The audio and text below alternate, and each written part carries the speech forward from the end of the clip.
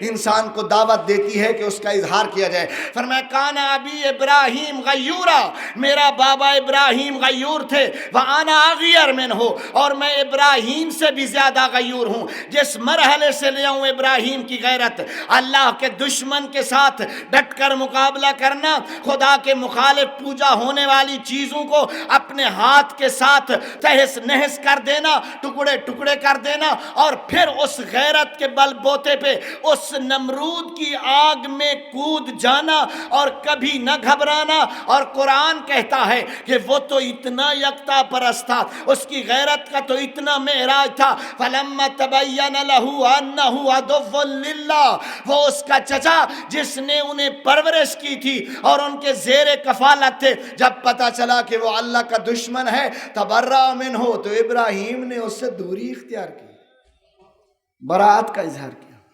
غیرت دینی کا ایک تقاضا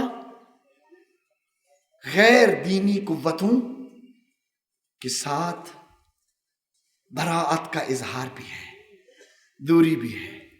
ہمارے معاشرے میں تقریباً ہم اتنا اس ماحول اور معاشرے کے قیدی بن کر رہ گئے ہیں، معاف فرمائیے گا، کہ اگر ہمارے ذاتی مفادات اور ہمارے ہمسایہ داری کے امور اور ہماری تعلق داری کے معاملات میں تو کوئی رخنہ اندازی کرے، کوئی گڑبڑ کرے، تو وہاں تو ہماری حص غیرت فوراً پھڑک پڑتی ہے، اس سے کھانا پینا، حقہ پانی، بولنا آنا جانا، سلام علیکم، راستہ وغیرہ سب کو چھوڑ دیتے ہیں۔ لیکن ہو اللہ کا دشمن، ہو اسلام کا دشمن، ہو تخریب کار، ہو مفسد فی الدین، ہو ملحد، لیکن ہو ہمارے ساتھ شیر و شکر، تو یہاں پہ ہماری غیرت کی حس نہیں پھڑکتی۔ اسے غیرت نہیں کہتے، اسے مفاد پرستی کہتے ہیں۔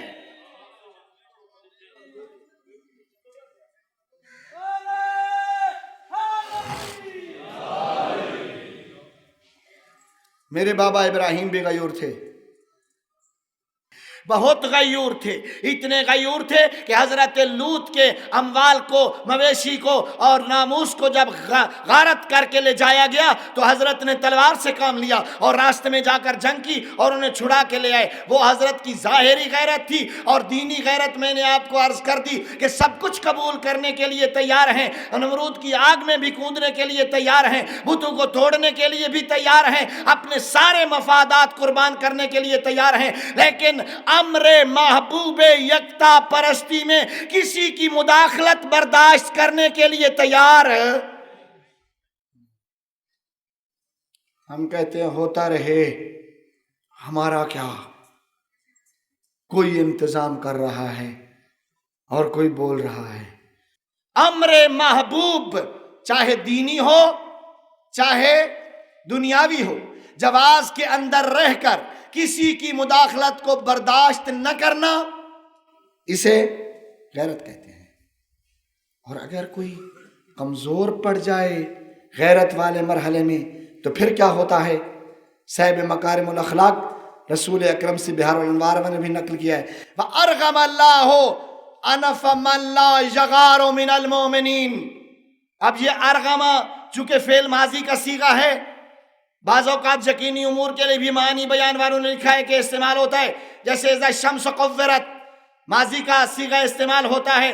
اگر اس کو دونوں معنوں میں بیان کر کے بیان کر دوں تو اچھا ہے، ارغم اللہ انفا من لا یغار من المؤمنین، اللہ تبارک و تعالی ناک رگڑ دیتا ہے، ارغمہ ناک مٹی میں رگڑ دیتا ہے اس آدمی کی جو ایمان کا دعویٰ تو کرتا ہے لیکن غیرت نہیں رکھتا۔ اور اگر اس کو یقینی مرحلے میں لے جاؤں تو قیامت میں ارغم اللہ ہو، رگڑ دے گا، مضارع کا معنی بھی کیا جاتا ہے، رگڑ دے گا اللہ ان لوگوں کی ناک کو کہ جو غیرت نہیں کرتے، غیرت نہیں کرتے ہیں۔ معاف رکھنا، غیرت کا انداز کیا ہونا چاہیے؟ جو میرے جذبات کے بہاؤ میں آ گئی ہے اسے بھی غیرت کہتا ہوں؟ نہ، معصوم نے غیرت کا معیار بھی بتایا ہے، فرمایا غیرت المومن باللہ سبحانہ و تعالی، مومن کی غیرت اللہ کے احکام کے سائے میں چلتی ہے۔ جہاں حکم خدا اجازت کا ہے وہاں جوش میں نہیں آتا، جہاں اللہ کا حکم دفاع کرنے کا ہے وہاں جوش میں آتا ہے، اس کی غیرت پابند ہوتی ہے اللہ تبارک و تعالی کے نور معرفت کی تجلی کی، کہ وہ کبھی خدا کے احکام سے ہٹ کر غیرت نشان نہیں دیتا۔ ہماری بہت ساری غیرتیں ہیں کہ جو شریعت سے ہٹ کر ہوتی ہیں، جن امور کی شریعت اجازت دیتی ہے وہاں تو ہمیں غیرت آ جاتی ہے، جن امور کی شریعت اجازت نہیں دیتی ہے وہاں ہمیں پرواہ نہیں ہوتی ہے۔ گھر کی خواتین بازار میں ادھر ادھر بے شک عمومی طور پہ جائیں، کھلی کھلی باتیں کر کے آئیں، دکانداروں کے پاس بھی کبھی بیٹھ لیں، مباحثہ ہو جائے، لین دین میں کچھ مکا کے لیے بھی کوئی حرج نہیں ہے۔ جہاں پہ اسلام غیرت کی حکم دیتا ہے اور اسلام کہتا ہے یہاں غیرت کرو، اور حکم ہے کہ اس جگہ پہ اللہ کی غیرت پسندیدہ ہے اور ایسا کرنے کی اجازت نہیں دیتا۔ نبئ امیر المومنین علی بن ابی طالب علیہ الصلوۃ والسلام، حضرت امیر المومنین علی بن ابی طالب کو خبر دی گئی ان النساء الکوفۃ تختلفن الی الاسواق، کہ کوفہ کی عورتیں بازار میں جاتی ہیں اور بازار کی کیفیت یہ ہوتی ہے کہ ان کے ابدان مردوں کو لگتے ہیں اور مردوں کے جسم ان سے چھوتے ہیں۔ حضرت تشریف لے آئے منبر پہ، خطب علی بن ابی طالب، حضرت نے خطبہ دیا اور فرمایا یا اہل کوفہ، کوفہ والو، لقد نبئت ان نساء الکوفۃ تختلفن الی الاسواق، علی کو پتہ چلا ہے کہ کوفہ کی عورتیں بازاروں کی طرف جاتی ہیں، وہاں مردوں کا جسم عورتوں کو لگتا ہے، عورتوں کا جسم مردوں کو لگتا ہے۔ اور بڑے دھیمے سے لہجے سے امام نے انسان کے اندر وہ خوابیدہ صلاحیت کو ایک مرتبہ جھنجھوڑ دیا اپنے خطیبانہ لہجے میں اور اپنے مؤثر انداز میں، فرمایا افما تغیرون، یہ خبر سن کر تمہیں غیرت نہیں آتی؟ دین کے مرحلے میں غیرت، اور اگر اسی مقام پہ کہہ دیا جائے، چونکہ ایک ادارے کا سیمینار ہے اور اس بات کے کہنے میں حرج نہیں ہے، اگر کہہ دیا جائے کہ اسلام اجازت دیتا ہے آپ کی بیٹی کے ہونے والے شوہر کو کہ اگر تقاضے پورے کرنے کے بعد، شرائط و ضوابط و قواعد پورے کرنے کے بعد، ایک جوان جو اچھی نیت سے اور صالح نیت سے گھر میں آئے ہیں کہ وہ اپنے ہونے والے جیون ساتھی زوجہ کو دیکھ لیں اور زوجہ شوہر کو دیکھ لیں، تو یہاں ہماری حس سے غیرت بہت پھڑکتی ہے۔ جہاں اسلام نے اجازت دی ہے وہاں غیرت کفر ہے، جہاں اسلام نے منع کیا ہے وہاں غیرت ایمان ہے۔ غیرت المؤمن باللہ سبحانہ، کیا ملتا ہے غیرت کرنے والے کو؟ کیا صلہ ہے غیور کا؟ ان اللہ یحب من عبادہ الغیور، اللہ تبارک و تعالی اپنے غیور بندوں سے محبت فرماتا ہے، محبت فرماتا ہے۔ اگر کہیں اسے غیرت نظر آئے تو ان سے محبت فرماتا ہے۔ محبت خدا کو عام سمجھتے ہو، معمولی سمجھتے ہو؟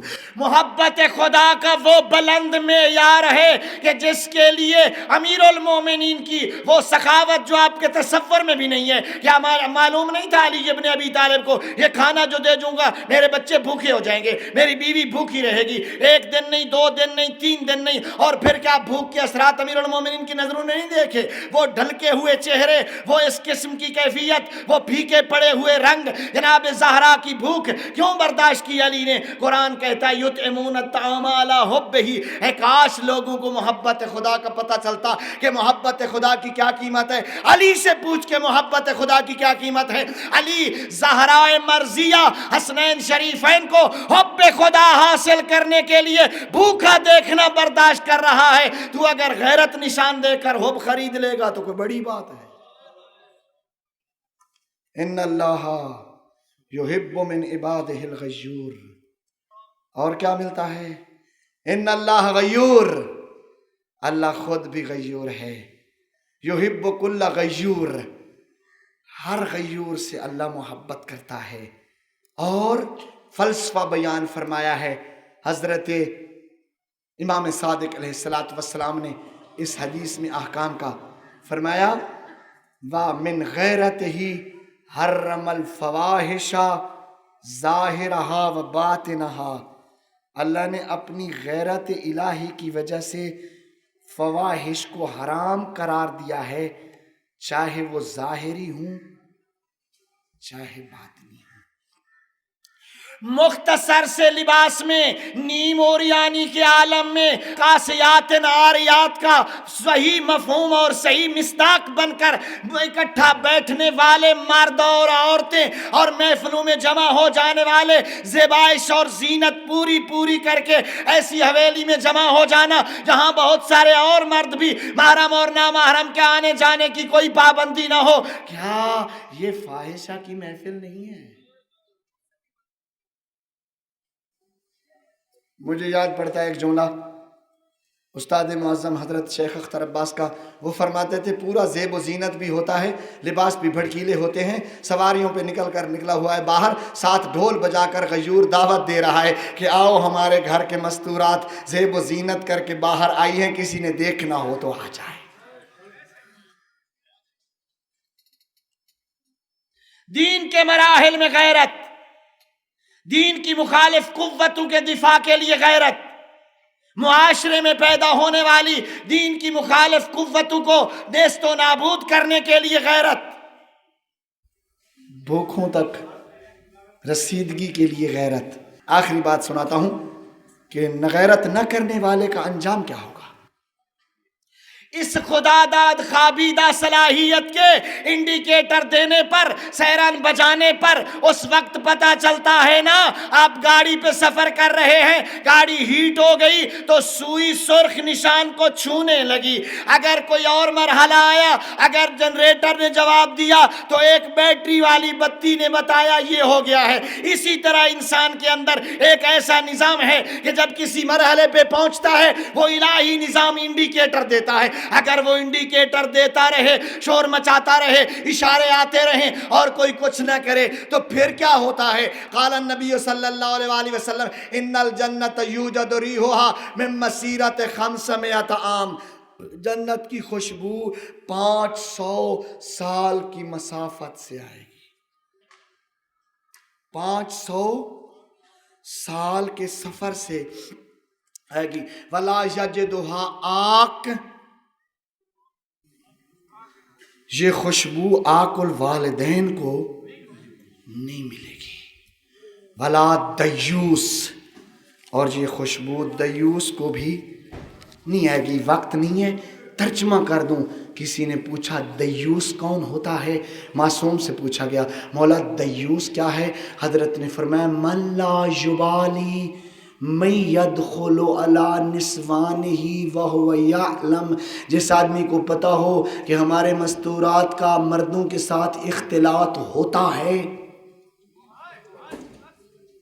اور اس کو محسوس۔ دنیا میں کیا ہوتا ہے؟ یہ بے غیرتی آتی کیسے ہے؟ بس ختم بات۔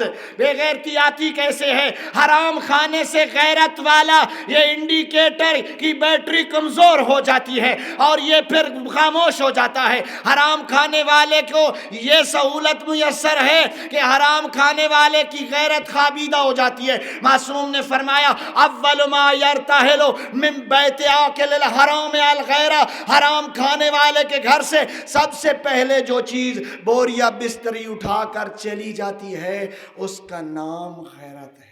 میں اس محفل کو ہمیشہ ناقص سمجھا کرتا ہوں جس میں ذکر کربلا نہیں ہے، صرف ایک جملہ ذکر کربلا۔ غیور ہے میرا پیغمبر، غیور ہے ابراہیم، غیور ہے بہت سارے انبیاء، غیور ہے میرا اللہ، لیکن سب کی غیرت کا نچوڑ ہے حسین ابن علی۔ حسین میں کتنی غیرت تھی؟ ایک جملہ عام خطیب پڑھتے ہیں وہ نہیں پڑھتا ہوں کہ حضرت اس وقت گرے پڑے تھے تو انہوں نے کہا ابھی بتاتے ہیں، لیکن وہ جملہ کہنا چاہتا ہوں کہ جس جملے کو تمام محقق اور مدلل اور مستند مقاتل والوں نے لکھا ہے۔ حضرت دریا میں گھوڑا اتر گیا حسین ابن علی کا، پیاسے اتنے تھے کہ کہہ رہے تھے حل الی شربت ماء من سبیل، کیا ایک گھونٹ پانی مل سکتا ہے؟ اتنا پیاسا جب کربلا کا اترا گھوڑا لے کر دریا میں تو ظالموں نے کہا اگر حسین نے پانی پی لیا تو اس جنگ کا نقشہ ہی بدل جائے گا۔ ایک ظالم نے کہا ابھی دیکھنا، اگر پانی کا چلو منہ تک پہنچ بھی گیا ایسا جملہ کہوں گا